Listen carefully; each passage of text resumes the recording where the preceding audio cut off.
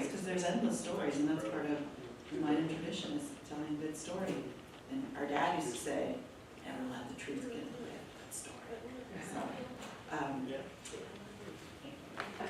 David Weaver shared with me recently that, well, many people know the circle of the Nesbers, who are moving from high country in the summer down to the low country in the Omaha and the Snake in the winter. He was surprised that amongst the culturally significant sites for the Nesbers, there was actually evidence that of sites he knows of near the confluence of the Lau and Minam, where there were signs that there were winter villages as well. So before any of the stories we know, it was a special place for the Nesbers as well, with an assortment of different culturally significant sites. And, oh, is this better? Yes. Okay, I didn't want to, it was really loud at first, so I didn't want to.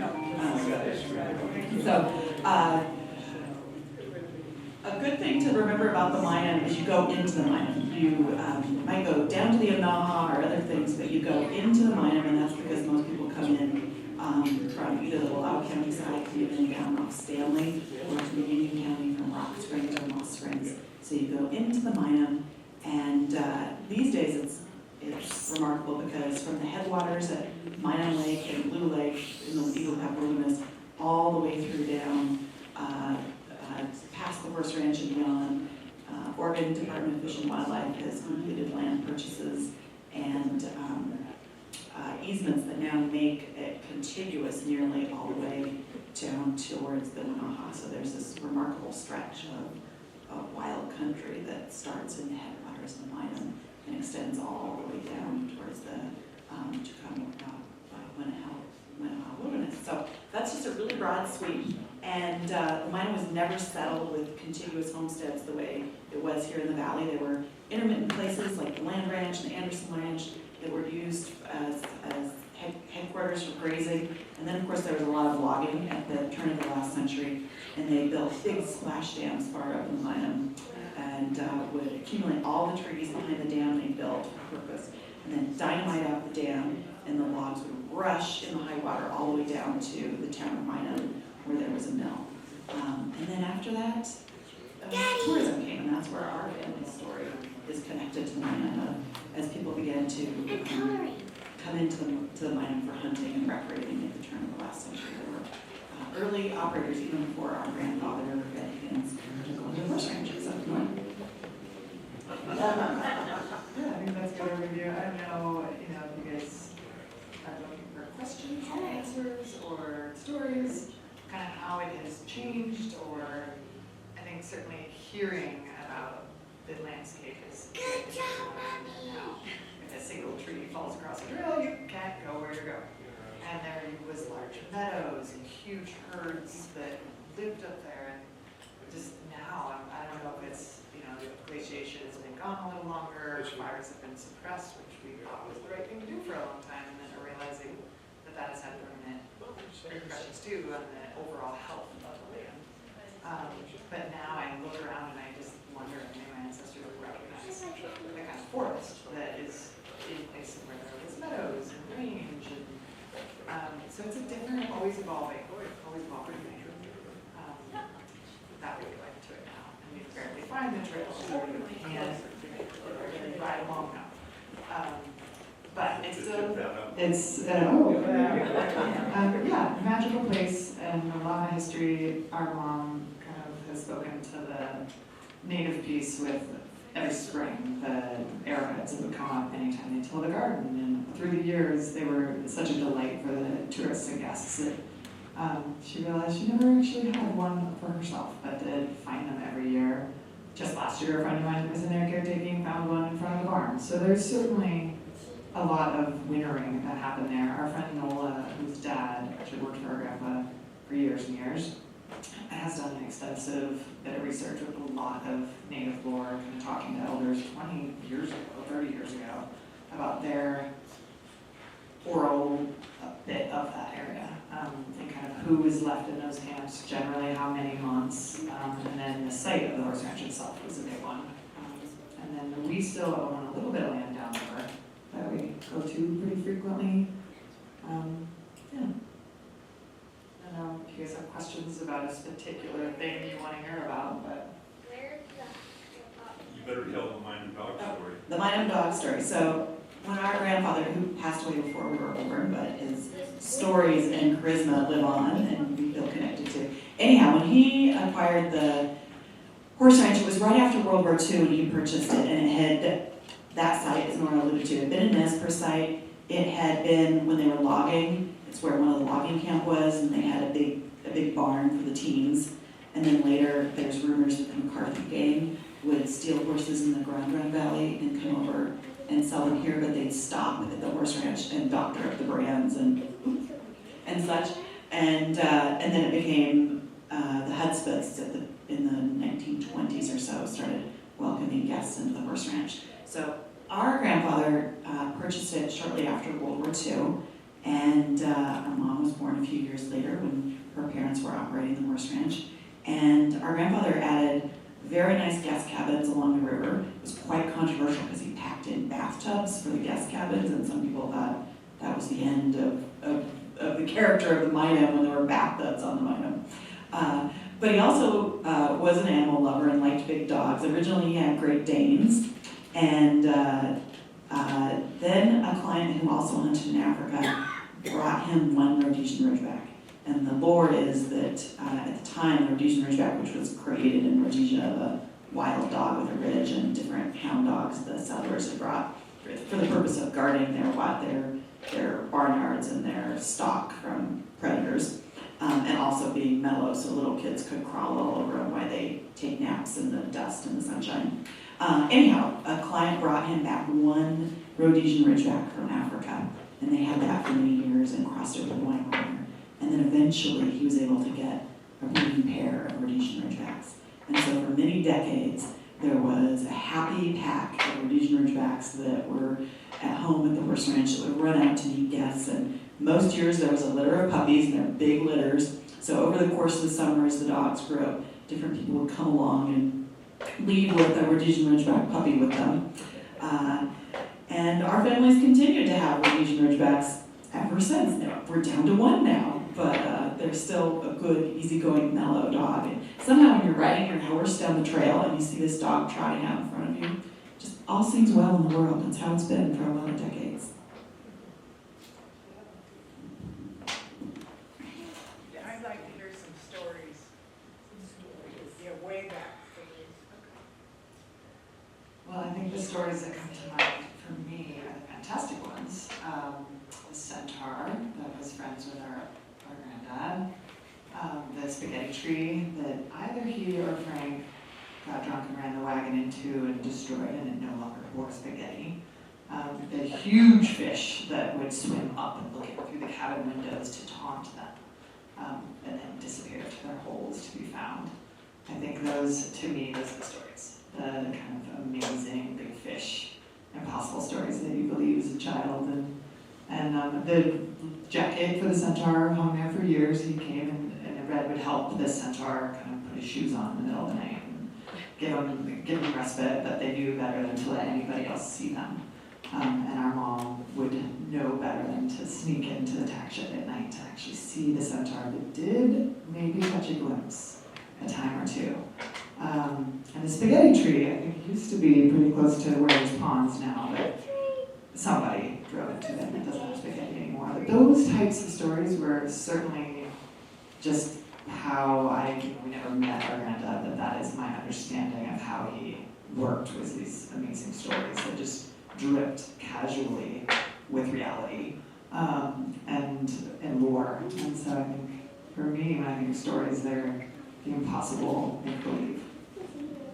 But there's also plenty, I'm sure, of like hunting stories over the hill and the huge bucks that nobody could figure out how to back, or the bulls that eluded them for years, or the famous clients that returned year after year, as well, or the various legal battles over whether things were really right with hunting or with the timing of things. Yeah. Are there particular things you wanted stories about? There's What lots. about the Chinese cook? Oh yeah, yeah. Lee had come over, as many people did, from China to heroin make money in a new world and send it home. And he worked for Red for decades. And even winter, there was a big, in the town of Union, a boarding house that quite a few workers would either winter there or in Portland at various boarding houses, and then in the spring come back to the horse ranch. But we worked for years and years and years, helped raise my mom.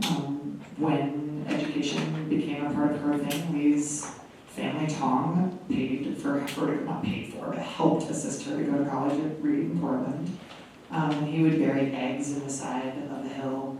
And Mom never did a 100-year egg, but they had 5-year eggs and 10-year eggs, and the little things that Lee would get from the market, there were treats for her that were unlike any other foods. And eventually Lee did get ill, and he had cancer, and kind of with an amazing fortitude that, at least what I took from it, was this like power of will. He, when it was time to be done, he went to one of the ponds and was able to dive in and get his hands very much entangled and caught intentionally, so he could not kick free and was drowned there. And it was an intentional, kind of dignified way. And so there's definitely bits of this kind of ghost of a Chinese man around Reds, but I think he was a short-haired, not long ponytailed kind of movie creation, but an incredibly intelligent and educationally motivated man that was a huge part of my mom's upbringing for sure. My mom said she used to write out his paycheck and he had a social security number, and later, years later, she learned about some of the exclusion acts and things, and thinking about the years that Lee was here, she wondered how he had been successful in acquiring that. He had been to culinary school, and at the restaurant, she did not prepare Chinese food for the guests. He prepared exquisite meals. They kept a milk cow and a full garden, and they were doing farm to table before it was even a thing.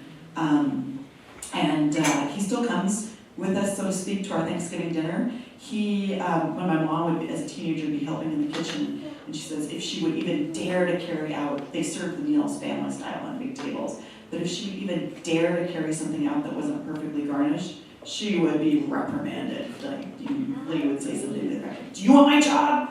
And she would make sure. So one of the things, he always garnished the mashed potatoes with a big pool of butter on top and a dash of paprika.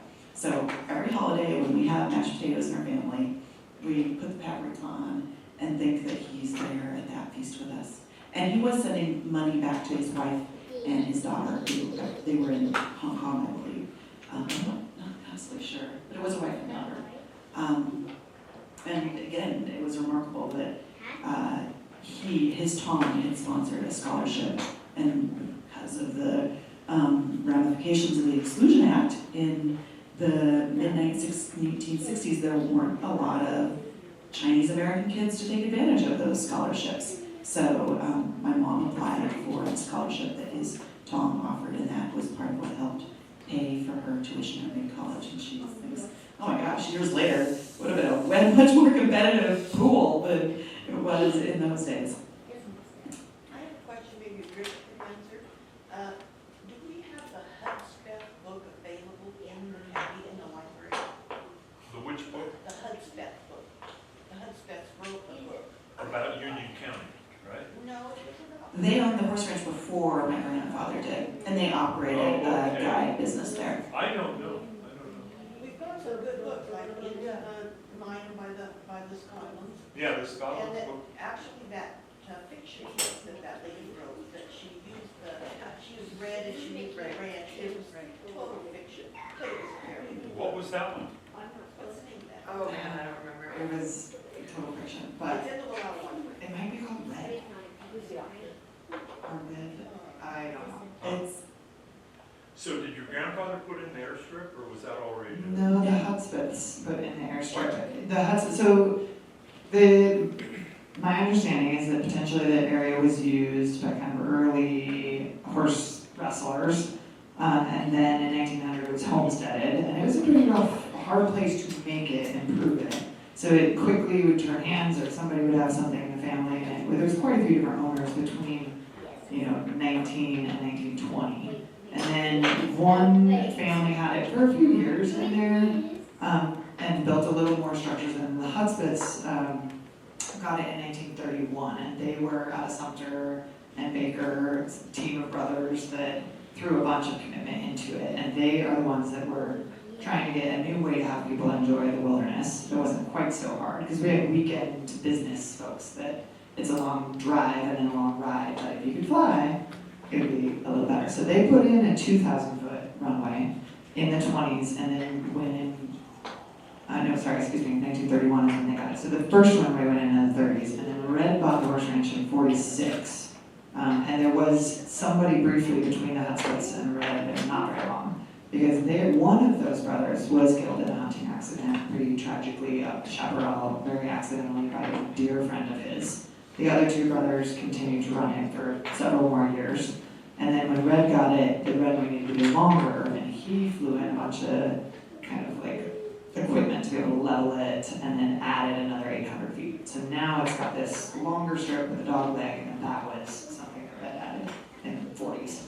And it continued to do a lot of construction through the 50s, so a lot more lodges and duplexes and cabins and bathhouses and shower rooms and things, many of which have either been dismantled by current ownership or kind of dismantle themselves, like they're falling into the ground. Some of them are being maintained, some of them burned down before it was sold. So that's a variety. Did the celebrity guest start with the Hutspots then? My understanding is that when Red got it, he went down to LA to a sportsman show and kind of popped it onto a map. So it was pretty local. The Hutspots were trying to make a dude ranch out of it, and it was a thing. But Red is the one that was like, let's go to California and really expose this and do the marketing. So he did a bunch, and as an avid outdoorsman and a charismatic storyteller, he was a good salesman and sold the pitch. So he contacted a lot of newspapers and had articles written regularly, and flew down to California to these big events and sports shows. So that's my understanding when the celebrities and the sports teams and things started coming up. Actually, just last week, my daughter had her birthday, and my mom made, at my daughter's request, a cheesecake. And the cheesecake recipe has a horse ranch connection because the Sardi family that has the famous restaurant on Times Square were also guests at the horse ranch, not California, but New York. So they would come into the horse ranch, and late one night, Mr. Sardi and my granddad were staying up late, working their way through a bottle of whiskey, and they got out their pencils and they figured out how to make the giant batches, translate giant batches from the restaurant into one cheesecake. It mostly took the entire bottle of whiskey, they say, but we have the Sardi's cheesecake recipe, and this was before cheesecakes were like the ubiquitous frozen thing now.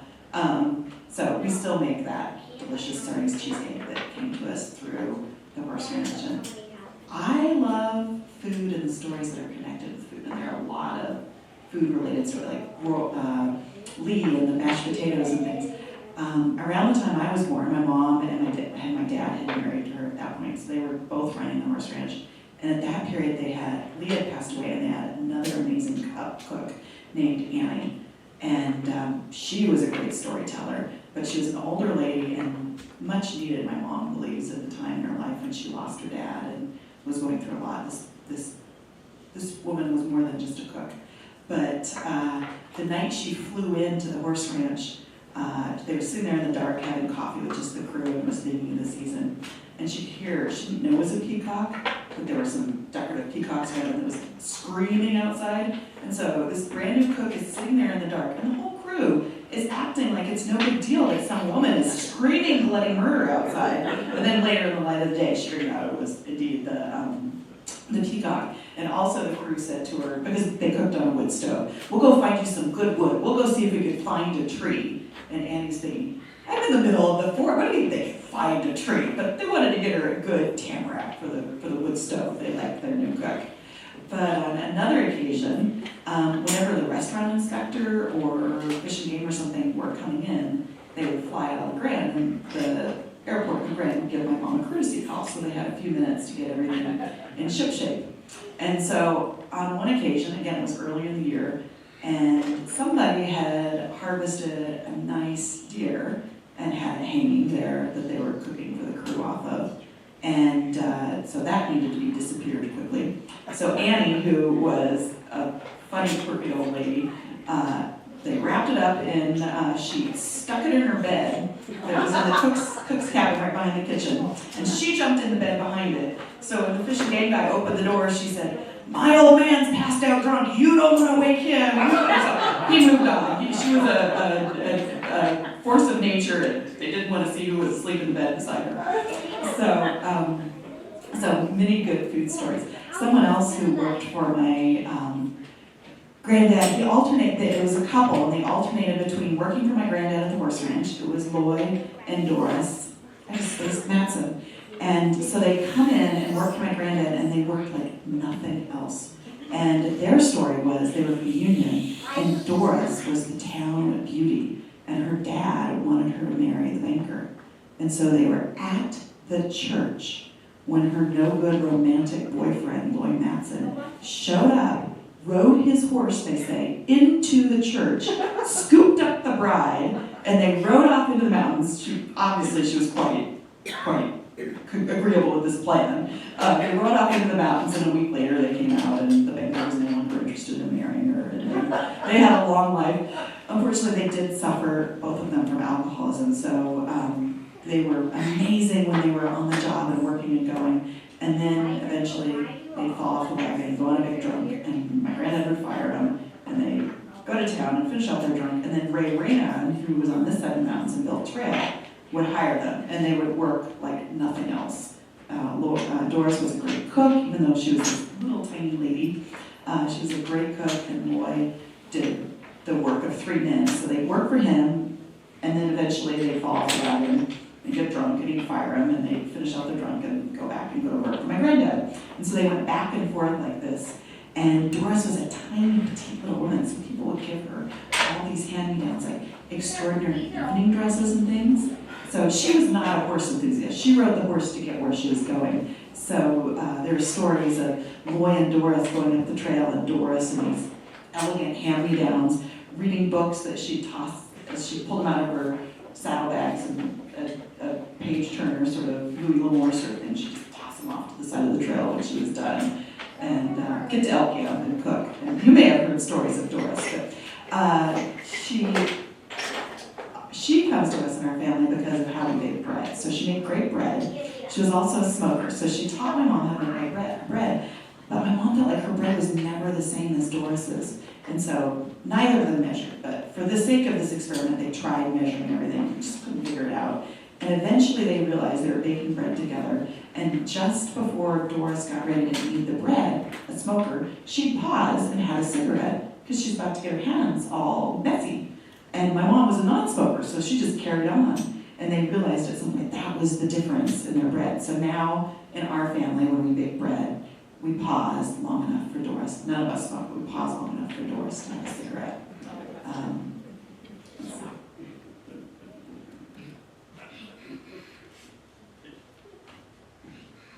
Great story. Great story. And I think my mom is the one to write the book. I don't know that a lot about it, but certainly growing up, this lore of this whole place of the horse ranch was followed us everywhere. Everyone had a story, whether we were in Portland or here, and some, long thing that somebody pulled over the wool over their eye, and the joke's on you in the backcountry that was just part of the fun. So I think we try to maintain a certain trickster elements, hiding things in the woods to find for our kids to think they're from Mongolia, or they're from the tropics, or whatever, we can just kind of make fun with in the woods. So just to get things straight here, so did your mom and dad together run hens for a time? Right, so our mom was in grad school in California when Red had a kind of declining health, and so she came home, this was fall of 1970, and he ended up having a stroke there at the horse ranch. She got the plane loaded, and I don't know if he actually passed on the plane on the way to the Grand, or if he made it to the Grand, but he did not make it far. And then she inherited it, ran it for a couple of years, and then at the time our dad owned and was running Lapover, which is a pack station at the Lostine.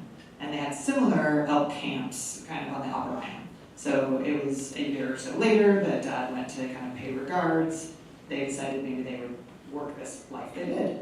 And then there was another at least year where Mom was running a horse ranch without that, and then he eventually sold Lapover, helped her for a few years, had Jenny, sold partners, so then there was, And I used to know, like, it was Lewis and Nick Courtney and who all they were, but now I don't remember the 6 of them. Don Locke for a little while and a couple others that will come to me. And they then leased it to other folks that ran it. So for a while, different outfitters ran it. Cal Henry actually ran it for 10 years. Tom, what was the very tail last one? Anyway, various people ran it, and at that point, really, it was the tragedy of the commons. Like, it needed new tin roofs instead of the shake. It needed a lot of upkeep, and it's not the kind of thing that many partners are going to do. It's certainly not the kind of thing the leaser is going to, the leasee, excuse me, is going to do. Plus, we have this booming world available now. Like, it was the 90s, 80s, so there was flight. You could go to Africa to hunt, you could go to Asia to explore, and you could really get around the world. And so the back door wasn't necessarily as interesting. So tourism was in a slump. The hunting had been kind of played out for the trophies that they had had decades before. And also ODS changed their regulations, so formerly it was a really long season. And then it became much shorter seasons. And liability insurance, because you're dealing with horses, was way more expensive. So it was not a highly profitable business. So in our lives, it was partners that were running it with some leasee, and we still maintained that place downriver and would go every summer and, you know, kind of get to the owner's kids that, for me, was extremely candy motivated, like I wanted all candy. And that's kind of some of my childhood memories is like thanking Snicker bars for behind a glass case and like wanting to ride my horse up there for more sugar. But then they decided, you know, with the way things were going, that maybe selling to somebody that could own it and really have ownership and put that money into it would be the way to go. So they put it on the market. The packer that was going to buy it was all ready to do that. And then at this point, again, it was the mid-90s and there was a lot of acquiring in holdings, and it was not the desire of the Forest Service at the time to have private in holdings surrounded by wilderness. So they had told the packer they would no longer reissue the permits. So they could technically own it, they could not run a business out there. So that packer said, well, I can't do that. Then another guy from Seattle was going to buy it with his family, and they were going to use it as a family place. And then the Forest Service said, well, you're going to have to redo all the septic and all the spraying and all the stuff to the tune of whatever, 1 million in 1994. So that guy said, well, I can't really do that. And then, you know, because it had been on the market at an affordable price for the first packer, and they accepted, I don't even think it went on the market, but they accepted that offer, then you cannot discriminate if somebody else offers you the same offer. So then the Forest Service said, here's that, and there was however many days to find another one, and everyone that kind of got lined up got, for some reason or another, snuffed out. And it was kind of this forced sale. I was a teenager, my memory of that was like overhearing a few late night conversations around the table, like, this is gonna go this way, there's nothing you can do to stop it. So now it's publicly owned and kind of closed down. They've emptied a few of the buildings, taken down quite a lot of them already, and there's not enough funding to actually maintain them. So it's not like they could and they're not, they probably can't. And then different caretakers can go in for a week at a time and caretake. And I don't think, like, the camping's not really allowed, like, a lot of this, the use of it is very, very limited now. But I'll pass this around, but this is when Red was, your grandpa was, or your grandpa?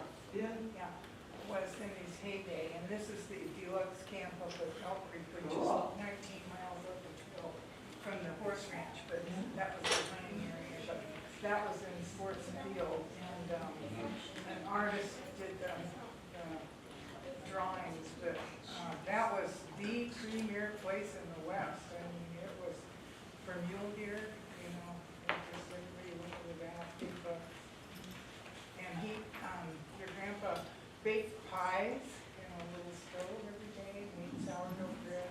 He was an excellent cook. He was.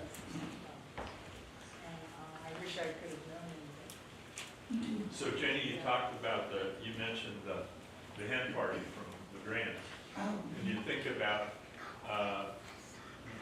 the stories we tell about old days here and wilderness, and they're mostly about hen. But your mom was up there, and the hen party was there. Yeah. Did they stop at the They Why? did, in later years, when they were younger, they went to the mountains and camped out. And they did that for decades and decades and decades. And in their final years, they decided they would just come to the horse ranch and have nice cocktails by the river. And they did that. And in their latter years, they earned their relaxation. So they came through the horse ranch. And, you know, there were a lot of women there. They don't know, I'm not telling big hunting stories today, but some other people, that'd be all they want to tell about the Minam. I'm telling food stories. But the place my mom still has just down the river, called the Trapier Place, Mrs. French, her maiden name was Trapier. And when my mom was a young woman, or young child, she remembers Mrs. French, who was elderly at that time, coming in. And she had sold her family's place just now, a couple miles down the river from the horse ranch, to my grandfather, who needed it for extra horse pasture and just to have a quieter place for himself that wasn't the public hubbub of the horse ranch. So she would come in with her elderly lady friends to visit, and she was a tiny, tiny little old lady who rode this great big tall white horse, and she would stop at the horse ranch to have a cup of coffee and visit with my grandfather, and then she would go back out to get on her horse, and all the able-bodied people would rush to help this little tiny old lady on her giant horse, and she'd rush them all the way and get up on her horse herself. So she and her friends would come in and spend time in the summer on the Minam. We certainly do. Our friend Nola Colvin, who her father worked for our grandfather, she spent many years taking her 4 daughters into the Minam, sometimes volunteering and caretaking at the horse ranch, spending time at the cabin at the Trapier Place. So I suppose it matters which kinds of stories you're interested in. Some stories might be ones men share, and there's plenty of women who have their stories as well. So how many of you have seen the hen party, the video that OPB did? If you haven't, you should look at it. The grandchildren tried to go back and recapture some of what their grandmothers had done. Going back, I think, to the 20s, the 30s for sure. A bunch of women in Union County just decided they didn't need men to go into the mountains. And you can look them up in the old Berger archives, because they did quite a big story down. When only the last one who was left alive gave an interview. Okay. So that's a picture.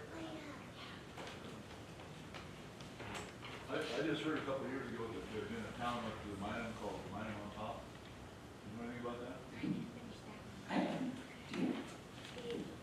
Not that I would feel comfortable talking, I've heard of it, but I think it's not that far up the river, it's on the Cougar Ridge kind of lower country, It's right? in Irene Barclow's, right? Okay. She named it Minam on Top. It's where you go up Deer Creek from. Right. Yeah, Yeah. she named it that in her book, School Book of the Flowers. Irene Barclow, it's there. So it's more way to the town of Minam, you know, along in that grade anyway. You can go up at Deer Creek, you can go up at Big Creek or Water Canyon, there is bigger plateaus up top, and my understanding is somewhere, which is the kind of lower Minam.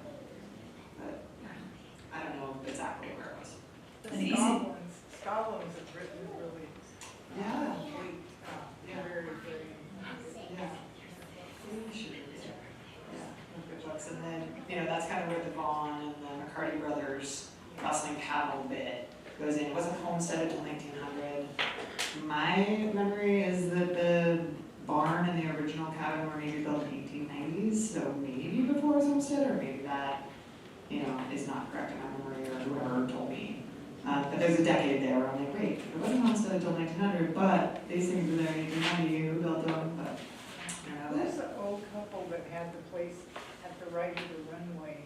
We were privileged when I took my 4-H kids in there to Yeah, spend the time Richards with place. them. And they owned the whole thing at one time. Did the Richards own the horse ranch at some point? I don't know if they own that, but their family is owned the Richards. Yeah. And then their families with the Pucketts, who had the land ranch, which is down at the confluence. And that was like, I don't remember if it was technically an eminent domain, but they were forced to leave their home and their farm in the 70s. And that was, they still go in a lot. There's quite a few people that grew up out there. It was kind of nearby neighbors for my mom. The kids were a little younger than her of that generation, and she was younger than the generation above, but they were only 3.5 miles away, which was really close. And years later, when my mom was 9 or 10, there was some ladies that came over as kind of brides for some Basque sheep herders that were up at Stanley Cabin, and she had heard that there was women, girls, which she really never saw, girls. So she remembers riding a horse up there and kind of being too shy to go introduce herself. They were 16 and from Europe, and they had pierced ears, and it was this amazing, exotic thing that they had pierced ears. And they just passed really recently, a couple years ago. Lived in Enterprise for years and years, but certainly the sheep herding bit of the Minam and the stockman was a big, big, big part of that country before tourism and horse ranch, or now tourism at the Minam Lodge. So it's, it's been changing and all the things, but there definitely was a period before our involvement where there was a lot of stock in there. I always thought it was interesting that the elevation at Reds is the same as Enterprise. So it's not that high. Yeah, I think it's 32 or something. But you have to go way up to then get way down. Or just start from the town line and go, go, go, go. 25 miles. Yeah. You drop from Moss Springs, it's a huge drop. Yeah. And generally, I often go from Rock Springs. Just it's shorter to trailer. It's not that really, really tough last couple of miles, and it's 2.5 miles shorter to the cabin we own now than going to Rock Springs. Unless the river's high, unless the bench high, then it's quite longer in most ways. And we go from Bear Creek a lot too. It's just a little longer, which right now are really well behaved toddlers. Has been hard to go 17 miles. We are choosing the shorter routes with them. But You guys had a unique childhood. Oh, man. I remember once, we were headed into the cabin and we left on Bear Creek and we went up the old Britain Sheep Trail. And my dad's friend Sid Roberts was along and he had 2 mules he'd just gotten, 2 cents a penny. And they were awful, which we discovered like a few miles up the trail. So I was probably 11, which means you were probably like 5 or so. So the plan was we would ride into the cabin. My dad had chatted with, I think, Cal Henry, who flew too. He'd flown and said, this was June, he's like, yeah, the snow's mostly gone. So we headed up the Britain Trail, and those mules must have thrown their pack like every half mile. It was just furious and exhausting. So finally, we get out on top and we take our wallet, and there starts to be snow and deep snow. And it was one of those things where your horses are walking through, like they take 3 lunges and stop in the panting sweat, and you feel bad for being on your horse. So you get off your horse, and then you take 3 lunges and can't go another step. So you get back on your horse, and at one point, was a screaming 5-year-old. you weren't screaming, but at one point, one of the manny tarps started to come loose a little bit, and what fell out, I think the grain was in there, so the horse behind it kept nipping at it. But the bag of marshmallows fell out, so I have this memory on that it was dark, and we're all exhausted, and Nora saves the marshmallows and is trudging along with the marshmallow clutched to her chest. And finally, we got to Stanley Cabin, which is where we meant to have lunch, but it's like way past dark, and we're exhausted. And at that point, the Forest Service locked the doors, but Nora's fingers were tiny. They had packed it in as 2 halves, and the lock was on the top half. So Nora had to use her tiny fingers to undo the screws so we could open the bottom half and duck into the cabin. I just And remember mine were able to go through the corrugated metal, and Yeah. I was numb. I was 5. I was not very game, and all the rest of anybody else was like, "Please, for the love of God, child, just do it." It was so hard. But we got in, and there was so much pack rat crap that then Dad had to set us on the upper bunk, and we weren't allowed to move. But we didn't care because we were pretty tired. But they kind of shuffled through so much crap, and we were just stuck on this top bunk. But we were dry, and we did get it warm. And I remember they gave us, it was like a handmade bed of, somebody had peeled probably lodgepole or something, made a bedpost, and it had the rope on it, and it was slightly bigger than a twin, but not much. But all 3 of us were in that, and then my dad and Sid took the army cots because they didn't want to sit on the floor. So the 3 of us are in this tiny bed, and I can only fit 1 arm at a time in my sleeping bag, but it was still better than being on the floor. So, and we were too tired, I'm sure, to eat the marshmallows that night. They're for later. Sid Roberts, who was the uncle that was always willing to go along. Good hand for my dad for a lot of years in a lot of ways, but certainly put up with little kids on the trail. A lot, which now I have an understanding for. Although those mules were far worse than any little kids. You girls need to watch your. I think it's kind of taboo in impossible. Like the legend that was read, the depth of knowledge and intelligence my mom has about it, it's like too far. We'd get it wrong. Well, she should be involved. She's pretty not. Oh, okay. Like it's gone and it's a painful thing and it's. I built a cabin downriver a decade ago, 15 years ago, and it was the first time she had been in 25 years, and she came in from the bottom so that she didn't need to go see the kind of rotting mess of what was. And she opened that place till she was 46, so she's pretty like I can close my eyes and see it all. But she still loves telling stories. So like Myrna and the other kids, one of the set of stories she tells is the stories about the centaur. And Nora alluded to this earlier, but my mom, do you remember Oma telling you how she once saw her dad shoeing the centaur in the blacksmith shop late at night when no one else was there? Yeah, so the centaur has so many stories. I haven't even heard them all, but you've probably heard even more of the centaur stories. So he did read ancient Greek, and he kept his books in the barn in the corner so that he could come get them when he was ready to go winter someplace. He kept his jacket there. And in the fall, my granddad would actually put sharp shoes on him so he was all set for the winter. But he was very elusive, very much a recluse. I think some. Has somebody written all these stories down? No, but I do remember a movie called Big Fish when that came out. It's similar, like watching that was like, oh, this is what the spinnings of the yarns were. Just so kind of casually mentioned that, of course, the spaghetti tree, and of course the centaur, and of course whatever, the fish that swam through the yard.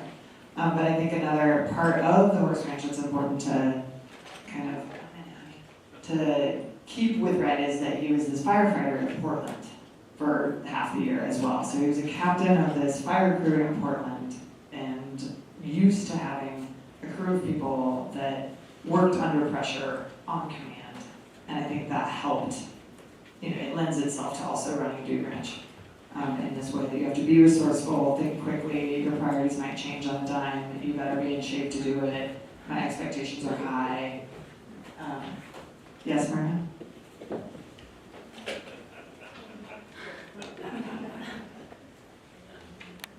And some of the stories are still evolving. We alluded to our family friend Nola, whose dad, Frank Brothers, worked for our granddad for many years. And my mom remembers as being Myrna's size and Frank going to town and bringing back a little miniature milk pail so she could help milk the cow when she was that size. And then eventually, many, many years later, Frank met a woman who, and they had a daughter, Nola. And so our families are, so when I was born, Nola was 13, and when I was fussy, Nola would go out and walk up and down the airstrip at the horse ranch with me. And my mom figured she must have worn her boots out, so at the end of the summer she bought her a new pair of boots for being such a good nursemaid to me. And Nola's kids are younger than us, like we babysat Nola's kids. So it was Frank and my granddad who they would make homemade noodles with my mom, and they'd be telling her the story of the noodle tree that used to grow noodles. And if my granddad was telling the story, he'd say Frank got drunk and ran the teeny wagon into the tree and it never bore noodles. And if Frank was telling the story, he'd blame it on my granddad and vice versa. So they had a long tradition of this. And so one day, Mary and I were going to take Nola's girls, who were that age, up Boston for a picnic. So we are our grandfather's granddaughters. So Mary and I tucked a pineapple in, and we had a nice picnic. At one point, one of us snuck off and stuck the pineapple behind a log and came back and started telling the little girls, have you ever been on a pineapple hunt? They like the nutrients of rotting logs. And so the little kids scattered around, and lo and behold, they find the pineapple. So then that winter, they came over to visit us, and miraculously, shortly after they arrived and encouraged us to go hunting, we found a pineapple in our snowy yard. And so now this little generation of kids are out pineapple hunting with Nola's grandkids. And the funny thing is when we found the first pineapple on the Lostine, speaking of a good story, I think it was Amy who piped up and said, oh, we find much bigger pineapples than that. You can't dispute that. And her grandfather would be proud that she could carry that story. So your dad had some kind of relationship with the good Justice Douglas, right? Yeah, actually, when we were going through Did he ever make it over to the Douglas was a guest at the horse ranch, and actually at one point he was bringing some of the, William O. Douglas was an advocate for creating the Eagle Cap Wilderness area. And Wilderness Act, even before the Eagle Cap, just the Wilderness Act in general. yeah. So when he was helping pave the way and advocate for the Eagle Cap Wilderness, we came across a letter that William O. Douglas, the Supreme Court Justice, had written to Senator Udall from Utah, suggesting that he go into the Eagle Cap with my dad, and he'd CC my dad on it. But that came to be because William O. Douglas was friends with my dad's first cousin twice removed, his grandmother's brother, Roy Schaefer, on the Lostine. And so William O. Douglas had sold a little sliver of lap over to Roy Schaefer sold a sliver of lap over to William O. Douglas, who spent a lot of time in this corner of the world, and his family still has that piece adjacent to Lapover. And William O. Douglas also went to the horse ranch. And when he was advocating, he wanted to bring some of the Kennedys out to visit. And his first choice was to come to the horse ranch, but there were security issues that didn't work. And he ended up taking him to someplace else in Washington State. In William Douglas's book, The Wilderness, he dedicates the last chapter to the Minam, and he talks about grit. It's really good. And he is, also, I think, to be fair, Roy sold that land to Bill for like $5. So you're like, oh, this buying off Supreme Court justices has been around for quite some time. $5. No, I think it was like next to nothing. But he built a nice place there. It was a great neighbor. And, Dad talks about a lap over certain times where there would be not enough guides, and Bill would be in the cabin, so he'd go over and say, hey, Bill, could you take these people up and drop them off from your lake? And Bill would go drop them off. But they'd come back and be really excited. They didn't know. They had no idea anything but Bill. So away they go with Bill, and there was a grain barrel that always had its bottle of whiskey in it, and when it would get low, whoever took the last bowl had to replace the bottle. And at some point, Bill had come in and was so excited about this $5 tip that these people had given him, and they had no idea who he was. And look, I just kind of like, this is what I paid for this place, and I just got this huge tip, and Dad snatched it from him and put it in the barrel of grain and said, tips are for everyone to share. And so they had a really, a generous and good friendship. And he was here a fair bit of time. And years later, I think it might have been a lawyer, but that's Mom. Somebody got in trouble for doing something in the wilderness after the act had passed and after this. And it was some, I don't know, they were using something and they should have been using fro. And my understanding, I don't know who it was, but William O. Douglas wrote a personal letter to the ranger that was like, you will get rid of this ticket. This is crap, basically. Did not say that, but it was like, Read William O. Douglas's book. The chapter on Roy Schaefer is really good. It doesn't say too much about Warner and Apple Crow, but Warner and Apple Crow from Los Angeles. sure. Who knew Roy well, Right. were there too, because Warner was stationed in the army. That's one chapter in It's a Many good book. Mountains. Yeah. It's, but yeah, no, I think he's been around he was around mountains and around Washington and some beautiful places in the Northwest in general that intrigued him into trying to preserve it. And I think that looking around at these pictures to me, it's a beautiful landscape that is a good thing to have safe. And also, I think we need to, as a public, address how we've changed it with mitigating fire for 100 years and the dangers we've caused therein, or the meadows that are gone, that are no longer available for wildlife, or the raging potential for fire that would now destroy what would have had small things.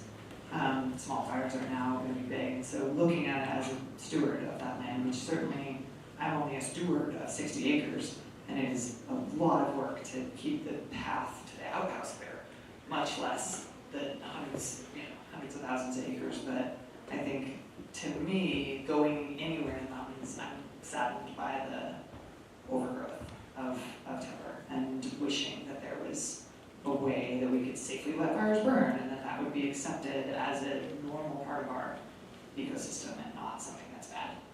Because it's ready to just burn up and be ash, and that is, there's a sadness that lingers when you're riding through the beauty, I guess. It's something that I find. There's some articles about the early grazing, and around 1900, there was 250,000 sheep in the county. Mhm. And there was a lot of bands of sheep that were up in the wilderness area. So those, in the late 1800s, before there was even the early homesteads and the early buildings, the landscape was already affected by all the grazing by sheep. Before we started that fire system, so white man was definitely done a lot of alterations there. Yeah. And some of the very first rangeland research in the nation happened at Stanley, which is up above Minam, where they were grazing many, many bands of sheep. And I think your family had long, deep roots on Bear Creek, and you go up the Britain Trail and Stanley and down on the Minam. Yeah, So. and I remember in the 60s, I think they were still taking bands of sheep out, and they would come through, and Grandma would always have a Coke or mix with a pitcher of Kool-Aid or whatever to give cold drinks to the sheep herders as they went past the house. I think McLaren's ran up the mine. Didn't I think they did towards the end of that time. they? Towards the end of Jack's, towards the end of Jack's life, I go and visited, and he talked about being 12 years old, and they had an Indian sheep herder. And he said, there was a bear out. And they had to sleep on one side or the other of the bed, you know. That was his recollection of that. But I asked him one time, I said, well, they went to the snake and got rid of the sheep and got cattle. And I said, what do you think when you got rid of the sheep and you went to all cattle? And he said, you know, there's something different about being a cowboy and being a sheep herder. There's something about caring for sheep that's different. And he missed that. And in Scotland's books, they say that the sheep trails are still visible. The sheep run byways, do you feel that? You can still go up the Britain Trail. Part of me is like, well, they published that book 15 years ago, and that may not be the, things are getting ingrown so quickly. They Yeah, talked about yeah. the driveways full of sheep Yeah. being. Yeah, so visible, yeah. I mean, Stanley is certainly still, you can tell, however many years later after they stopped, Stanley is still a barren kind of hillside. It is Still visible. some pretty flowers and hellebore and things that are coming in now, but it's still pretty like, oh, this was even there. What, I mean, to go from the Mine Lodge to our property downriver, which is about a mile, it is, I could not see Rich off the trail if I was on the trail. And that is on both sides, it is this tunnel that is dark, and you, if there is a log down that you cannot step over, you will not be able to go around it. You have to get off, and that is, you know, it's an unrecognizable thing. And just thinking about, you know, some of that was it had been logged, some of that was, you know, that some glacier melted in 1936, so there was other glaciers around a few hundred years before that. So some of it is sheep herding. There's different things that are affecting it, but what I have noticed in the last 20, 30 years of my life is this, like, it is so grown in. And I cut it out every year, and every year it's like so grown in, you can barely, and God forbid you ride a huge horse that I happen to be riding now, and you have to be as big as me. It's like, I can't clear up there, so you're wet, you know, your knees are wet, your head's wet, you're just, it's, even if it's open and passable, it is not the, you can pass another pack string going the other way. So the Or fuel load is really getting. the fuel load is astronomically, overwhelmingly choking. But the fires are also being stopped. A couple of years ago, we were in there in September, and there was a very, very small fire that had started at the top of the Backbone Ridge against a rock scree, and our concerned neighbors kindly came down to let us know that there was a big danger. And I was in bed with the kids, like, I feel like there's another different man's voice in my camp than the one I just left with fire. And I got up, and they were really concerned about our safety and wanted us to muster with them and all their guests on their airstrip. To which I was like, it is September, it's the top of the ridge, it is in the rocks. Praise everything you need this fire. Yeah. I'm gonna go to bed, but I do have some elders in camp I guess I could ask. And now this elder is 97, still comes with us, but at the time he was probably 94. So waking him up, and the other guy that was with him is probably 70. So trying to like politely wiggle their tent, hey guys, hey, okay, now I'm shaking the tent, I'm going inside, now I'm, shaking them. And when they finally woke up, and I said, I just wanted to run past you guys lest I make the decision, but we've been invited to go to their airstrip at Minam Lodge if we're concerned about this fire. And they both looked at me like, damn it, we actually were asleep. Like, no, we know we're not gonna sleep the rest of the night. But they ended up flying everyone out on a Chinook helicopter the next day, spending tens of thousands of taxpayer dollars, putting out the fire, but in September, when it was, and that's where this kind of public awareness of the good versus the danger, I think, is really in a disparity right now. Like, they were doing the right, helpful thing they thought. And to me, I was like, damn it, I could have had protection above my cabin had that been allowed to just creep around for a few acres. They might have stopped something later on. A few years later, there was a fire that started that they did let burn, and it did this beautiful meandering mosaic thing. In areas, it burned a lot, and in areas, it just kind of meandered around. And immense amount of funds were spent to put that out right across from the Minam Lodge on the other side, and in September. And now it's like, it's super pretty. There's all these wildflowers. There's more grass on the ground. And it's, so to me, I'm like, darn it, I have these things that might have protected it, but, if a real fire gets going, everything in there is going to get nuked because we've been thinking that putting it out was the right thing. And I don't know, maybe it's like a doctor being like, smoke, it's good for your health. And then later on, like, well, they thought it was, but it's not. And I think with fire, looking at the mine or anywhere really that is so choked out, we just need to accept that it's a good thing and try to publicly make others aware that the fuel choking load is not helpful to prevent. Do you ever have perspectives on your property? No, I mean, I certainly would love to, but we're surrounded by public lands, and if it got away, and I have a few friends that have been really helpful with me over the last 15 years, trying to cut out so that it could be safely protected, because it wouldn't have been protectable at all 15 years ago before I built that cabin. That fire that happened a couple years ago, the smoke jumpers actually came down and did a ton of work, which was amazing. I mean, a crew within a couple days can do what I do in a couple of summers. And so it's now feeling safer than it has in 15 years in there. And in a large part because there was that fire and they were stationed at the horse ranch and came down to do structure protection on the other things nearby, which was great. I would love to, but I think it's just not feasible. There's big timber, you can't log it with helicopters that far away. So it's, and even the hazard trees that come down, you have to do something with the log. You could pile your branches and burn those when it's safe, but you still have a log. But by the time you get too many down, it's a lot of material. So it's, no, I don't, but if it was feasible, I would totally be interested in it. So it's probably time, we could go on, but we probably shouldn't. I want to thank you very, very much. This was wonderful. Okay. And you can go around and look at the Minam country here and read the Scotland's book. Anything else they should read for sure? Well, I just think we get the Hudspeth book for our life. Okay, you try to find it. And also the Douglas book, Yeah, Yeah. and the Roger chapter particular. yeah.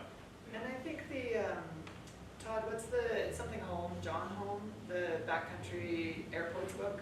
I'm bound for the backcountry. Bound for Backcountry Volume 2. So Volume 1, this is a pilot in McCall who has done exhaustive history of researches of different airstrips in Idaho, Volume 1.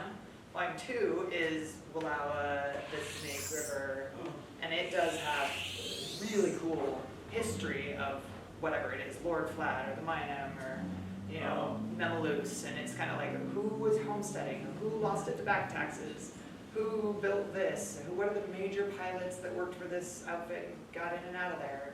What was the one time that somebody flew in a DC-3 somewhere or some bigger plane to get something heavy in? So that one, Bound for the Backcountry, would be another. What's the title again? Bound for the Backcountry, And author. and there's two, something Holm, Holm, and I don't remember if it's John or Rick or I think it's Richard Richard. Holm. Okay. So, but yeah, it's pretty good. He's written some other books about lookouts and stuff Yeah. too. And there's at least 30 pages on the horse ranch alone that are great. Wow. Yeah, and he's done his research and looks through the Oregonian articles from decades ago. Well, thank you very much.